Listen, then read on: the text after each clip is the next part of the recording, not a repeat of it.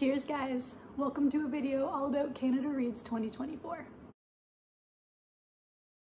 First, I apologize, the heat is on. You can probably hear it. There's nothing I can do about that. I'm not turning it off. So, Canada Reads 2024, the shortlist has been announced, and I have, under miraculous circumstances, been able to get a hold of all 5 of the books that have been shortlisted for this award. And I'm so excited because a lot of the time, I don't know what it is. There's always 1 or 2 books I just have a lot of trouble getting my hands on for these lists. And so I've never been able to read every book nominated, long list or short list. And I don't always pay a ton of attention to it, but I really enjoyed the last couple of years, and so decided this year to just maybe give it a shot. Read the short list, see what happens. There are a lot of books on this list that I'd never heard of before, a couple that I have heard of, and I don't really know where people stand on them, so that's interesting. But Canada Reads is a kind of a unique literary award in that each book is championed by one person, kind of a notable Canadian in whatever field. We've got politics, or politicians, more properly, musicians, actors, authors, just people who kind of are well known in Canada. And they each get paired with a book of their choosing, and they champion it through this 4-day kind of survivor game of these books. And each day one book gets voted off, and the next day they come back and there's a discussion, like literally a round table. And by the end of the 4 days, one book has been deemed the champion. And there have been some incredible works that have won the Canada Reads Award since its inception, which I believe was 2001, I think. And surprisingly, the first time that this award happened, The Handmaid's Tale by Margaret Atwood was part of it, and it didn't win. It lost to The Skin of the Lion, which is a book that I think is very popular in Canadian literature classes. I feel like it's a book that definitely came up for me in, I think, English in high school, I think is when I had to read that book. So it's just a really eclectic group of people with really eclectic different tastes, championing books that they have a real passion for. And I just really love it. There's no time limit on publication for what book you need to champion. Books can be older, they can be nominated several times, as long as they're not shortlisted. If they're longlisted and they don't get put on the shortlist, they can be nominated again in a couple of years if the person who is paired with it, that's the book that they want. And there's just something really awesome about it. It's just about kind of increasing awareness around Canadian literature, and it does, I think, a really interesting job of getting the word out. So this year, 5 books. I have 2 in physical form. I do have the other 3, but I could only get them in ebook. So unfortunately, I mean, I read quite a few books on my iPad, but it does make kind of video not as much fun, but that's okay. We have, let's just go through them. We have Bad Cree by Jessica Johns. We have Meet Me at the Lake by Carly Fortune. We have Denison Avenue by Christina Wong and Daniel Innes. We have Shut Up You're Pretty by Taya Matungji. And we have The Future by Catherine Leroux, translated by Susan Oriou. Oh my gosh, my French pronunciation there I just forgot it. Totally forgot how to pronounce a French word. I apologize. So those are the books that I will be reading. I have, like I said, 2 in physical.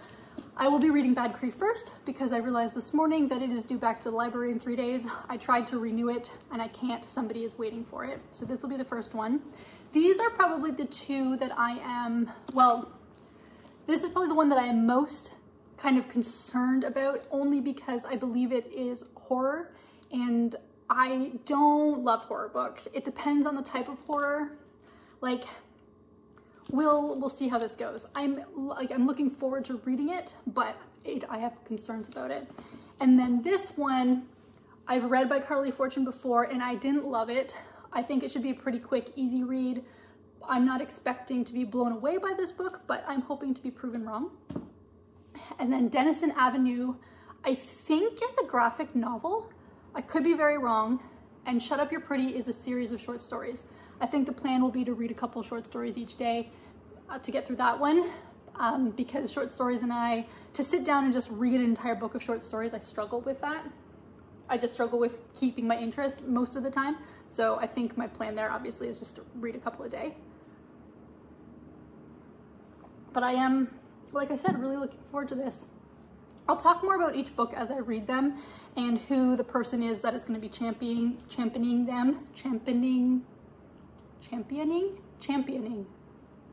Whoever it is that's backing these books up. I'll talk more about them as we get into the books. But for now, let's start with Bad Cree.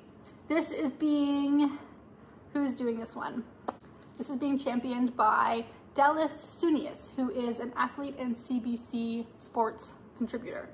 Who does he, what's his sport? Let's find out. He is a former star player on the Canadian national men's volleyball team. He has Cree and Anishinaabe descent and was one of the first Indigenous males to represent Canada in volleyball. Cool. I'm really looking forward to reading this book. I'm just hoping that the content allows me to enjoy it the way I want to. So, okay. I have a massive cup of coffee that I'm going to try to not spill, and I'm going to get started on Bad Cree.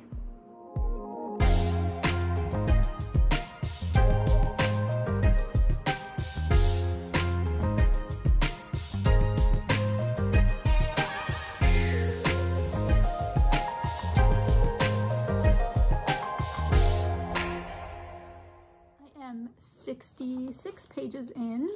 And so far I would say the book is creepy, but it isn't super horror-like, which I think I can handle.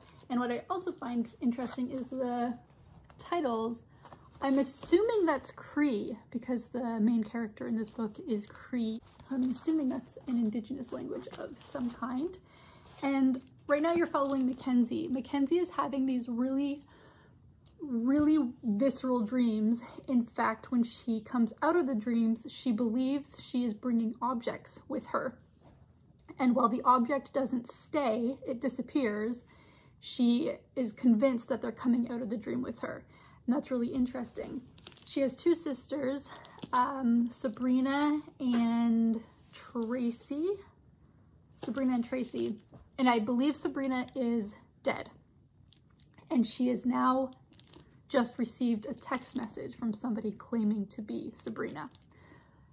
Because she said, anyways, I don't want to give too much away, but so far the creepy factor with the dreams is building. She's probably at some point, and I think this is in the synopsis, she's going to head back home because these dreams become a bit of a problem and she needs help with her she needs help from her family to kind of figure out what's happening. And it's really interesting. I'm enjoying it. She's having a lot of trouble. She's struggling with what is real and what isn't real, and yet everything about it seems to be real. And if it's a memory, they're not really sure how to categorize these dreams. Are they visions? Is it memory? Like, what's happening? And that's what she's trying to figure out. And so far, I am very much enjoying it. It's reading pretty quickly. Like I said, I've been reading for, I don't know, an hour. I'm 66 pages in or so, and I'm having a good time. So I'm going to continue doing that. I am probably going to, I don't know what I'm going to do today. I'm going to make lunch at some point. I'm going to have another drink.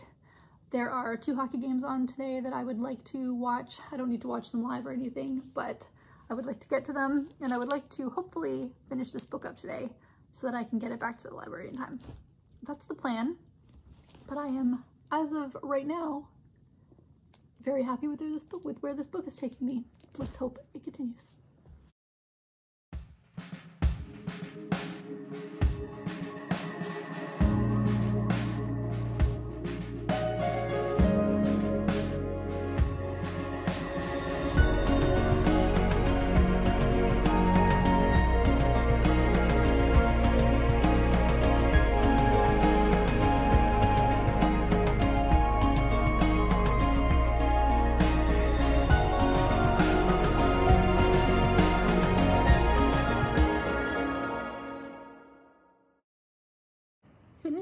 book number 1.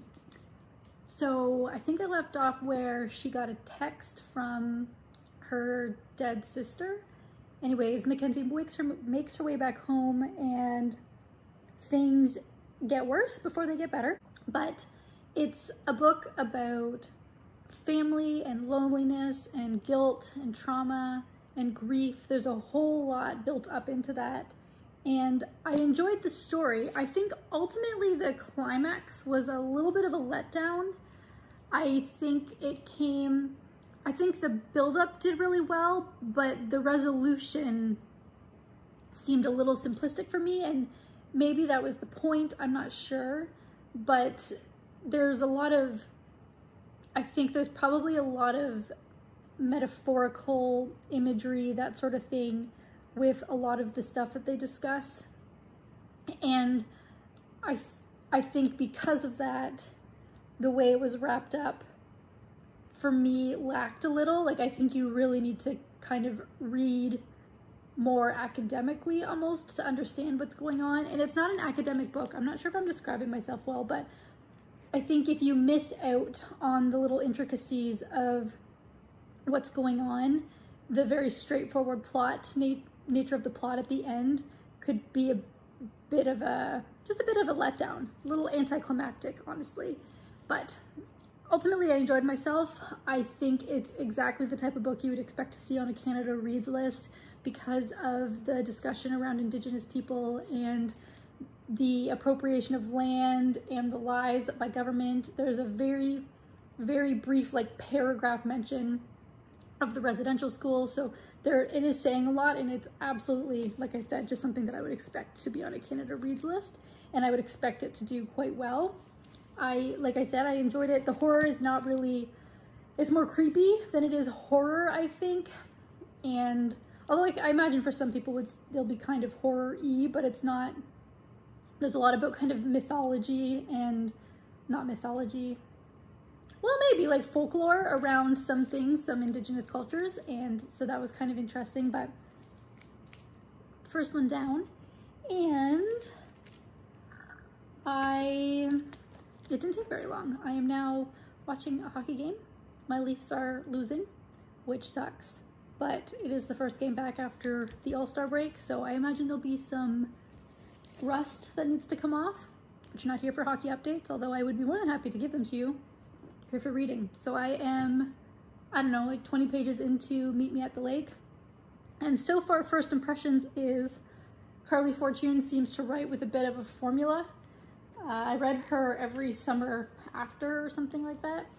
Like a girl choosing between 2 boys. One of the parents had died, and that's almost exactly what I think is going to happen here. And I'm just hoping that I have an okay time with it. I hope it doesn't drag too long. It seems kind of thick, seems kind of fat for what I'm expecting it to be. I'm hoping it doesn't, I'm just hoping it doesn't drag. But so far we have just met Fern, who has taken over running a resort that her mother ran, but her mother has passed away. And she runs it kind of with an ex-boyfriend. They seem to be on good terms. And now a customer or a client has just shown up to check in, and it seems like she has a past with this client. I imagine we're gonna get a bit of a triangle, but I don't mind a good love triangle. We'll see how this one plays out. And that is gonna be the rest of my evening. Watch this. Watch the Colorado Avalanche game, which is on. I'll watch it after. Gonna have a drink later. I imagine you'll get a little bit of B-roll, and I will come back to talk about this when and if I have more to say.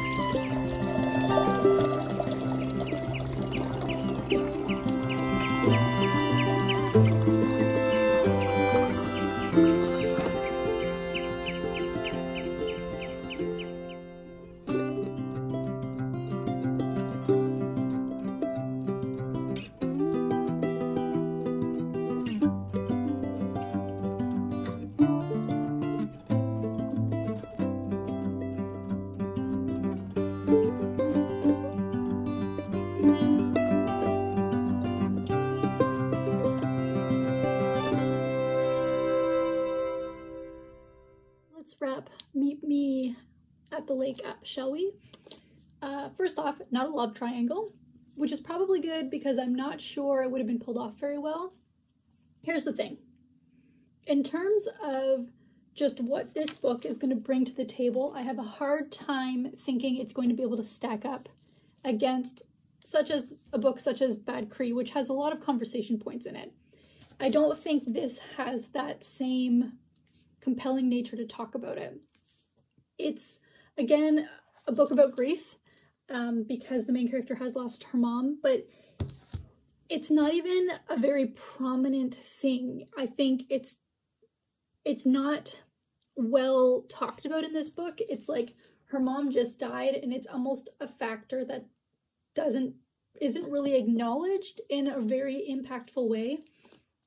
I wasn't a huge fan of the love story. I didn't think that their chemistry really made much sense. I didn't think that their drama made much sense. I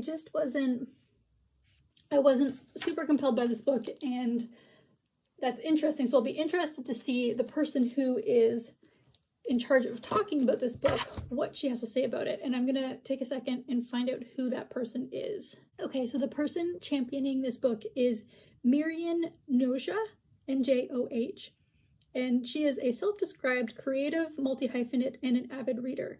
And what she says about this book is, it inspires and empowers us to reflect on our own lives and values, to see how the choices we make brings us closer to our own happily ever after.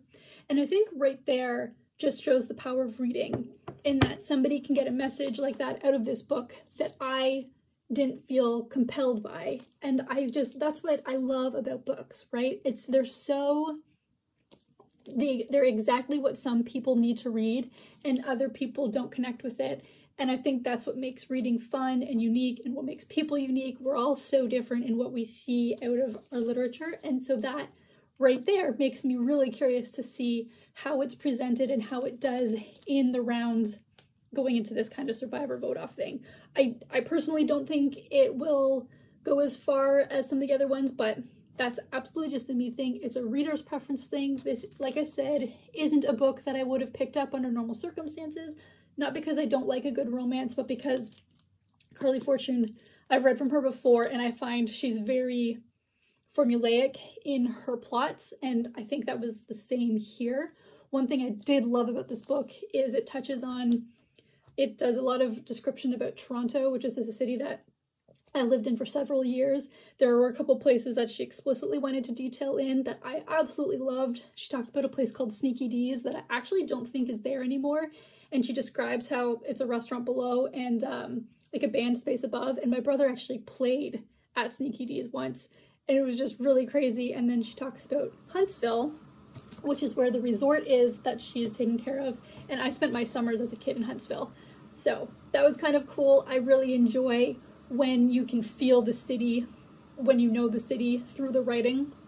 I really liked that. But kind of the overall premise and stuff, like, it was fine. It was easy. But for me, it didn't hit the spot. But like I said, I'll be really interested to see how it's talked about. So I have started Shut Up You're Pretty by Taya Matungni, I think is her name. And I've read a few of the stories. It's quite short, so I think I'll be able to get through that. And then I think the other two books are also quite short. Honestly, like this book might be done by the end of the day. I don't think I can read 3 books in the rest of the day, but I'm gonna try. So keep hanging out and let's see how the other ones go. I have started book number 4 and finished book number 3, which was Shut Up You're Pretty by Taya Matungni, I think that's who it's written by. And I will talk about that one probably tomorrow because I'm not really sure what I have to say about it right now. But I have started Denison Avenue by Christina Wong and Daniel Innes, and this is a book that is supposed to mix fiction and art, and because it's illustrated. Now, I unfortunately have to read this in an ebook, and I really wish I could get it in physical form because I don't think it's going to be quite the same experience on an ebook just because of formatting and that sort of thing. And I haven't gotten to the art part of it yet. I'm excited to get there. So far, this book is incredible. I am not normally one for experimental prose and poetry in my books. It's just not something I really enjoy. But the way this story is being written, it has so much experimentation in formatting, in style, in prose, in everything, and the way it uses certain things to display emotion or to display thought process. It's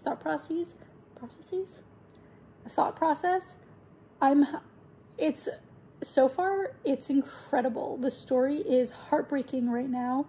This isn't a spoiler, but it's about the gentrification of Chinatown in Toronto. And right now they're talking kind of about Kensington Market and where this couple lives, and they're an older couple, and the husband, passes away.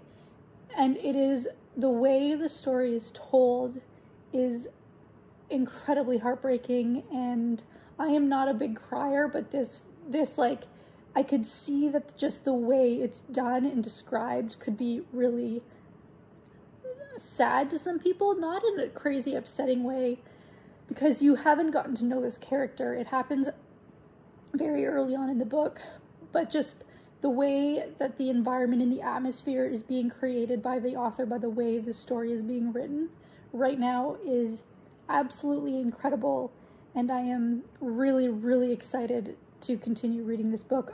I really badly wish I had it in physical form.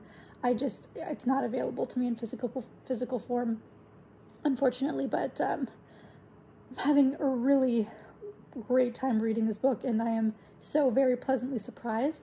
I also have started, I'm kind of reading two at one time right now. I have started The Future by Catherine LaRue, which is essentially about if Canada had taken over the Detroit area. So if the Detroit area was a French-Canadian part of Canada rather than part of America. And it sounds very dystopic. It sounds like a very dystopian atmosphere right now. It seems to be there's a lot of crime. I'm not really sure how it ended up that way, but you are following a grandmother whose daughter has died and her grandchildren are missing, and she's trying to find them. And I'm not too far into that book yet, but it again is creating a really different type of atmosphere and environment, and the writing's been done really well. The translation has been done so far quite well, and I am very curious about both these books. I wasn't too sure where this list of books was going to go, because I'd only heard of the two books, the first two that I read at the beginning of this video. But so far, these last two books are standing out as the better books of the five. I'm really surprised. I'm really excited. And like I said, I have finished Shut Up, You're Pretty, and I will talk about that later, because I just would like to continue reading right now. So that's what I'm going to do. Anyways, it is later at night. I imagine I will probably talk to you guys again tomorrow. I don't think I'll do any more updates tonight. At some point, I'm going to make a drink and watch my Avs play again tonight. I bought a cinnamon bun earlier today. I'm so eating that. It's going to be delicious. And I'm going to, read and chill and hopefully get a good night's sleep, because I slept so poorly last night. But I don't know that a good night's sleep is in my future for the next couple days, just because of stuff going on. So I will talk to you in a bit, but maybe I'll insert a little bit of B-roll, and wish me luck that the reading continues on the way it's been going.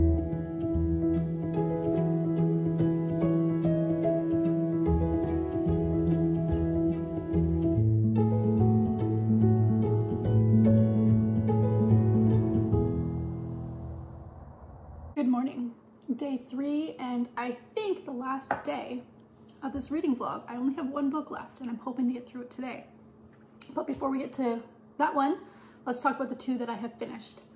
I last talked to you about Denison Avenue, and I was really enjoying it, and I continued to enjoy it. This book is brilliant. I think it is so cleverly done. You're following a woman who a lot of people call Popo. I don't remember if they give her a real name. I think they do.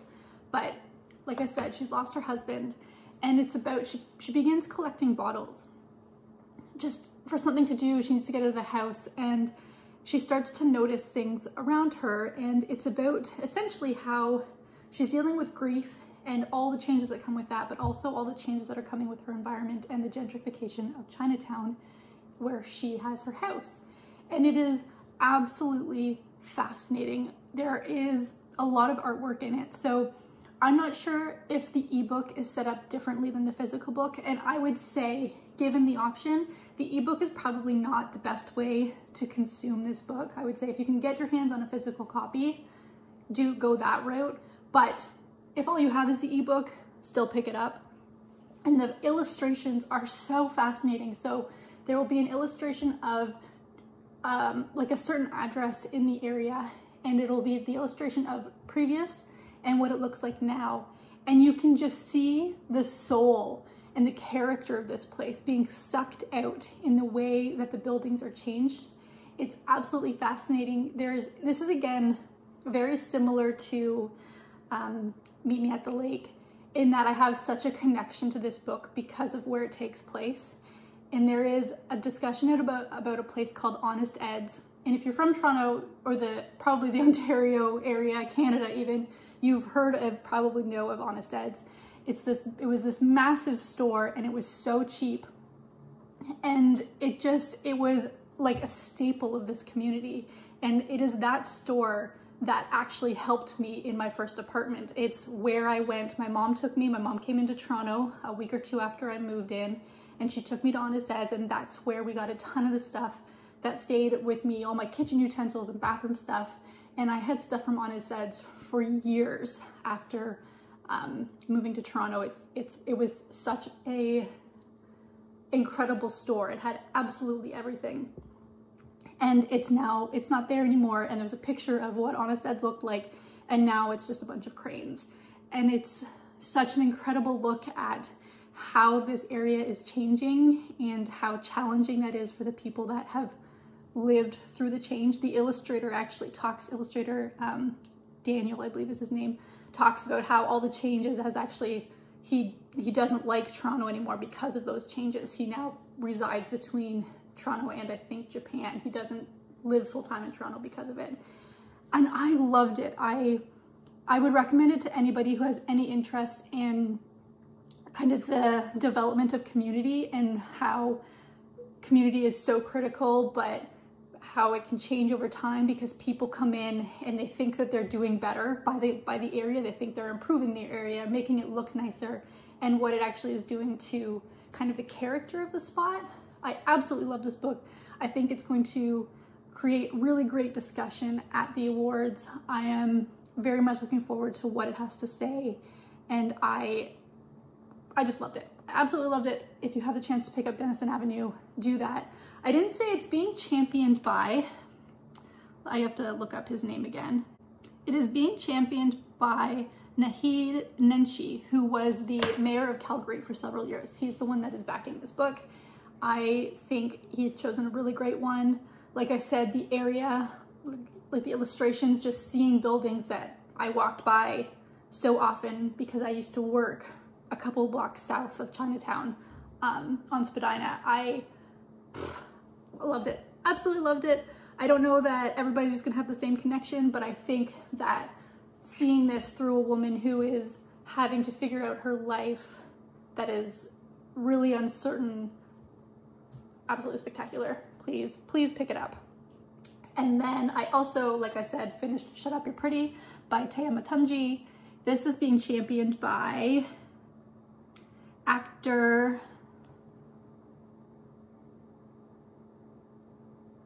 Kudakawashiki Rotundo. And this is a series, it's short stories, but they're interconnected short stories. Let me tell you, I think if I ever was an author, writing interconnected short stories just seems like such a great way to go because you don't have to worry about connecting everything. You have all the points you want your character to hit, but you don't have to connect everything in like this smooth sailing story. And that is what this is. This is little snippets of this girl's life. Oh gosh, what's her name? What's her name? Lolly. I think her name is Lolly. Let me see if it says. Yes, okay. That took forever to figure out. And you're following her. It's a kind of a coming of age story. It starts when she's quite young and it goes a little bit later, not super late in life. I think she's probably in her 20s when the book ends. And it's about acceptance and being Black, and it takes place in Scarborough, which has a bit of its own kind of gritty undertones to it. Scarborough doesn't have the best reputation in the world, and I actually quite enjoyed this. It definitely deals with a lot of sexual stuff, manipulation, abuse, underage, sexual, like it's not graphic by any means, but there is certainly a component of that. It's very hard-hitting in what it is to grow up and have really tough relationships with your parents and living in a neighborhood that is not seen as very nice, but the people, just because you live there doesn't mean you're a bad person. It's a really interesting look at that, and again, I quite enjoyed it. Because it's an interconnected short story, I was able to kind of keep reading it because it built on itself. It didn't stop, and then you had to be reacquainted with new characters with every story, although you are introduced to quite a few people. And I had a good time reading it. I think it reads a bit more YA in the end, just because of its content and who it's following, but I don't think it is a YA book. So Rotundo, who is the person championing this book, she says, "Within Shut Up You're Pretty is the promise of hope and future, not in spite of a heavy past, but because of it." And I think that sums it up. It's a good story. I had a great time. I think it's also a book that will be able to foster some really good discussions. I would say, so far for me, Denison Avenue is 1, Bad Cree is 2, Shut Up You're Pretty is 3, and Meet Me at the Lake is 4. But I think that there are actually so far a lot of overlapping themes. Grief is a theme that is in all of these books so far, and I believe is also in the 5th one. It's going to be fascinating to see how the discussion goes. So I have the final book to read, which is The Future. I have started it. I'm a little bit of ways into it. I'm going to hopefully finish that today so I can wrap this baby up. And that will have been the shortlist. Let's hope that The Future continues this upward trajectory, because I'm having a fantastic time right now.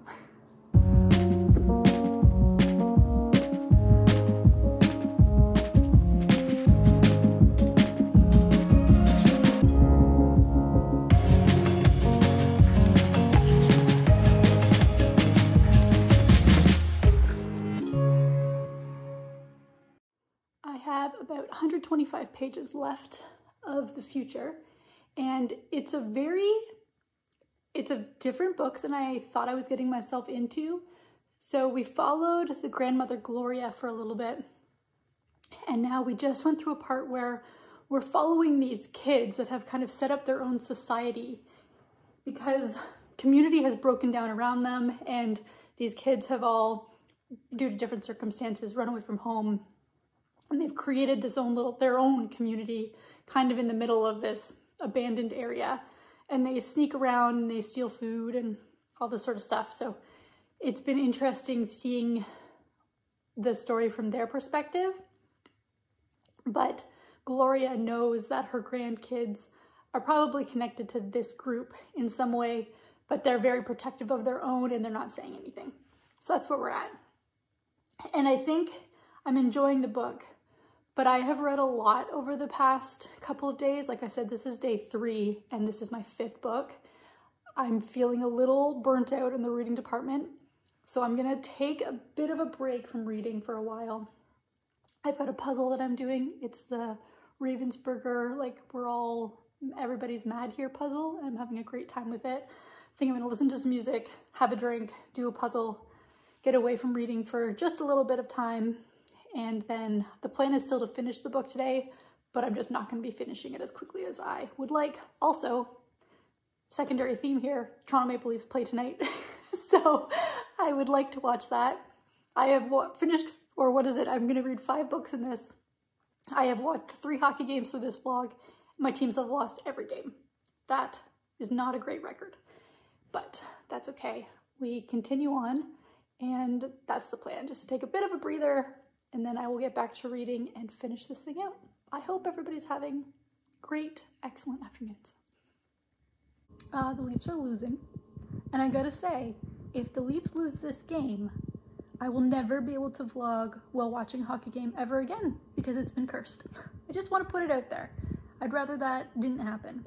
Also, because it's at intermission, I decided to read a little bit of my book, and I think there's about 100 something pages left, and let me tell you, the twist that just came out of nowhere, this book has now got me totally hooked. I have no idea where it's gonna go, but things are looking very good for this book. Maybe not so much for the characters in the book though. Okay, no reading update, but because I'm sure you are very curious, I can continue to vlog on days that I watch hockey because they won. They pulled out a very messy win, but whatever, you know what? W is a W, I'll take it. Woo! I did it, and it was a process. Not because of the book, but just because, like I said earlier, I'm a little burnt out on reading and I have not been sleeping well. It is 9:30, but that is 5 books in 3 days. Not too shabby.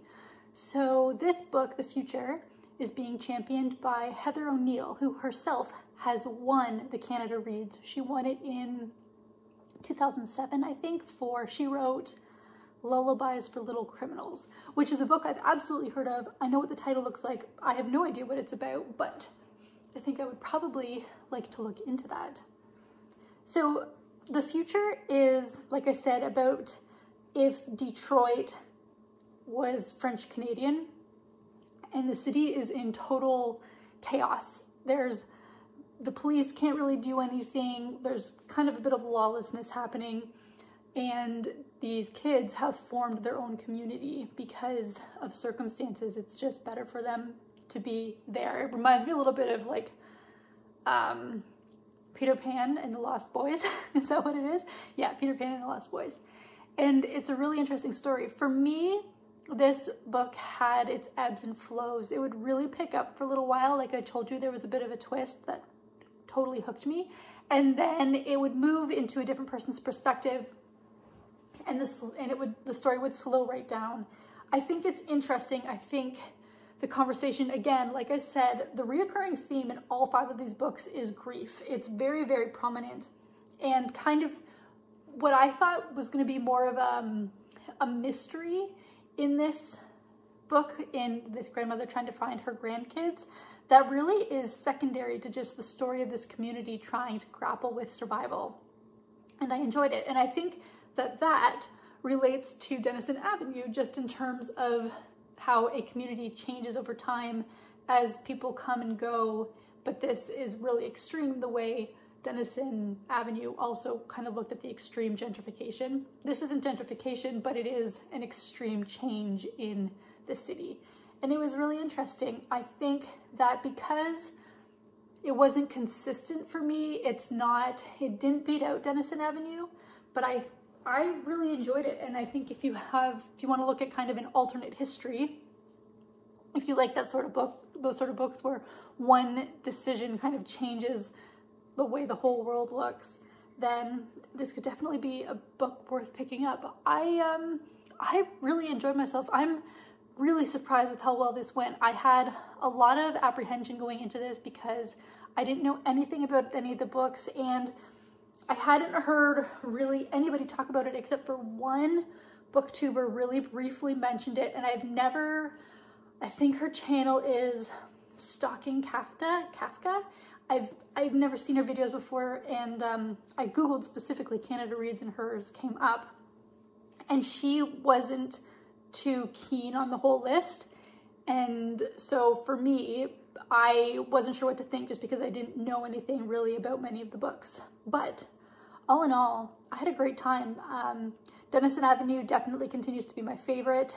I would say probably then The Future, Bad Cree, Shut Up You're Pretty, and then Meet Me at the Lake is in 5th. But I didn't DNF anything. I didn't despise anything. I've had a really great time. I read from authors that I've never heard of before. This was awesome. It was a really great experience. I hope that you also had a really good time. maybe you're compelled to pick any of these books up. Let me know if you pay any attention to Canada Reads. Do you have any favorites? Who out of the winners previous should I be looking into? I'd be really curious to know. And Canada Reads is March 4th to 7th. And I think you can watch it on YouTube, but don't quote me on that. I'm not totally sure. It is all done through CBC, and because that's Canadian, I can't watch things on CBC. I don't have the VPN address because I'm in America. So I don't know how or when or if I'll be able to watch the actual discussion, but I will hope to find out and pay some attention to it, see who wins. I'm very curious. But thank you so much for joining me as we read some books and I watched some hockey and I drank a lot of drinks, and now I get to edit this video. It's gonna be a good time. Bye.